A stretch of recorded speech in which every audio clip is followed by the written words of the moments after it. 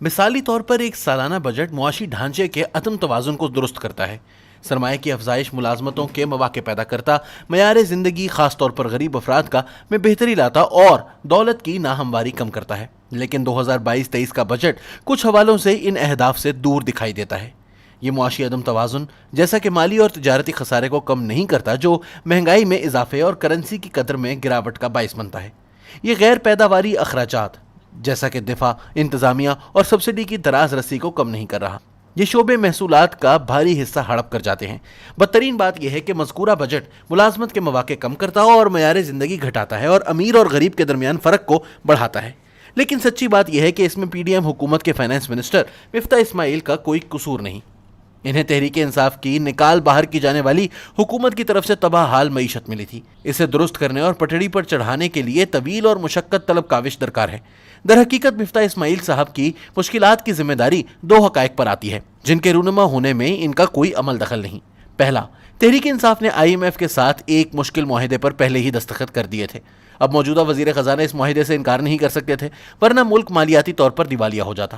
دوسرا، P D M کی حکومت کے پاس یہ گند صاف کرنے کے لیے زیادہ سے زیادہ 15 ماہ ہیں۔ بدترین بات، یہ بمشکل ایک ماہ بعد یہ دوبارہ رائے دہندگان کے غصے کا سامنا کرنے پر مجبور ہو سکتی ہے۔ ان خوفناک معروضات کے درمیان بجٹ بنانا یقیناً ایک مشکل اور تکلیف دہ کام تھا۔ اس لیے مفتاح اسماعیل کو خراج تحسین پیش کرنا پڑے گا کہ انہوں نے نہ صرف اس چیلنج کو قبول کیا بلکہ مشکلات کے منجدھار سے بچ نکلتے ہی دکھائی دیے۔ اب مالی طور پر دیوالیہ ہونے کا اندیشہ ٹل چکا، کیونکہ آئی ایم ایف بجٹ اور وزیر خزانہ کے مثبت قدم اٹھانے کے عزم سے مطمئن ہوتے اگلے ماہ پاکستان کو پیکج دے گا۔ اس کے بعد مہربان عالمی مالیاتی ادارے اور مشرق وسطیٰ کے دوست ممالک کی طرف سے بھی امدادی رقوم کی آمد شروع ہو جائے گی۔ دوسری طرف یہ بھی ضروری نہیں کہ ہر کوئی مفتاح اسماعیل کے نسخے سے اتفاق کرے۔ مختلف حلقوں میں بحث ہوگی اور سیاسی معیشت کے اپنے اپنے امکانات کے تناظر میں اس کے حق میں اور مخالفت میں دلائل ارزاں کیے جائیں گے۔ مثال کے طور پر انہوں نے توانائی کے بلند نرخوں کے دباؤ سے غریب آدمی کو بچانے کے لیے بے نظیر انکم سپورٹ پروگرام میں 364 ارب روپے رکھے ہیں، جو پاکستان کے 14 ملین گھرانوں تک پہنچیں گے۔ وزیر خزانہ غربت کم کرنے اور ترقیاتی منصوبوں کے لیے مزید رقم مختص کر سکتے تھے، لیکن اس کے لیے دفاع سے رقم نکالنا پڑتی۔ اس سے طاقتور غالب اور ہماگیر اسٹیبلشمنٹ ناراض ہوتی۔ انہوں نے اشیاء تعیش پر ٹیکس بڑھایا، لیکن ضروری ادویات، زرعی مشینری، سولر سیل وغیرہ پر کم کر دیا۔ کم از کم قابل ٹیکس رقم کی حد 50,000 ماہانہ سے بڑھا کر 1 لاکھ روپے کر دی گئی ہے۔ دوسری طرف دولت مند افراد اور اداروں جیسا کہ کمرشل بینکوں کی آمدنی، مالی مفاد اور جائیداد پر ٹیکس بڑھا دیا ہے۔ چھوٹے دکانداروں پر بھی 3,000 سے 10,000 روپے ماہانہ بالواسطہ ٹیکس عائد کر کے انہیں بھی ٹیکس نیٹ میں لایا گیا ہے۔ اس کے باوجود کچھ کمی کوتاہی رہ گئی ہے۔ وزیر خزانہ کو 5,000 روپے کے نوٹ کو ختم کر دینا چاہیے تھا، کیونکہ یہ ملک میں کالے دھن کے انتقال کا سب سے بڑا ذریعہ ہے۔ اگر 5,000 کا نوٹ ختم کر دیا جائے تو لین دین بینک کے ذریعے ہوگا اور مستند منی ٹریل مل جائے گی۔ اس کی وجہ سے ٹیکس وصول کرنا اور ٹیکس کے دائرے کو بڑھانا ممکن ہو جائے گا۔ انہیں وراثت میں ملنے والی جائیداد پر پروگریسو ٹیکس عائد کرنا چاہیے تھا۔ باپ کی موت کے بعد بیٹوں کو جائیداد کی منتقلی عام طور پر دولت مند افراد کی طرف سے ہوتی ہے۔ انہیں تعمیرات کے شعبے میں کالے دھن کے استعمال کے نتیجے میں ہونے والی معاشی نمو کے فائدے اور نقصان کا جائزہ لے کر اس کے مطابق پالیسی وضع کرنا چاہیے تھی۔ شوگر انڈسٹری اور مختلف برآمدی مال تیار کرنے والی صنعتوں کو دی جانے والی سبسڈی ختم کرنے کی ضرورت تھی، کیونکہ کرنسی کی قدر میں کمی نے انہیں مسابقت کے قابل بنا دیا ہے۔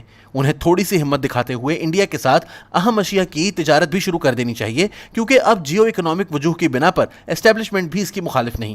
اس سے ذخیرہ اندوزی کی حوصلہ شکنی ہوگی، ضروری اشیاء کے یکلخت مارکیٹ سے غائب ہونے کا سلسلہ رک جائے گا اور مہنگائی میں کمی آئے گی۔ لیکن ابھی نہ گند صاف ہوا ہے نہ کام ختم۔ مفتاح اسماعیل نے بہت کھلے الفاظ میں خبردار کیا ہے کہ آئی ایم ایف بورڈ جولائی کے وسط میں ہونے والے اجلاس میں بجٹ میں کی گئی تجاویز پر غور کرے گا۔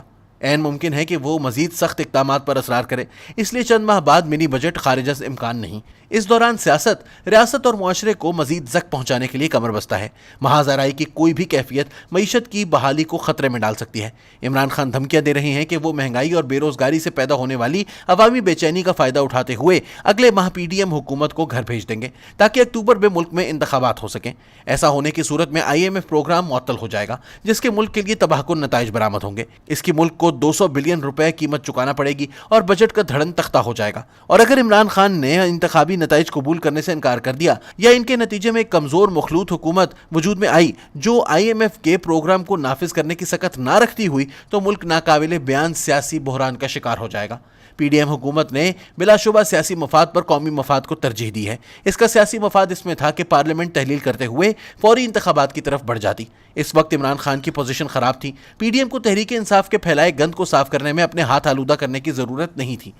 در حقیقت اس نے اسٹیبلشمنٹ کی واضح ہدایات کے مطابق قومی مفاد جو کہ معیشت ہے میں ایسا کرتے ہوئے ووٹ کو عزت دو کے اپنے بیانیے کو بھی زک پہنچائی ہے۔ لیکن اگر اسٹیبلشمنٹ نے اب عمران خان کے دباؤ کے سامنے جھکتے ہوئے پی ڈی ایم حکومت کو اکتوبر 2023 تک کارکردگی دکھانے کی مہلت نہ دی اور الیکشن کروا دیے تو اس کے نتیجے میں ہونے والی تباہی اور بربادی کا الزام یہ خود کو ہی دے سکے گی۔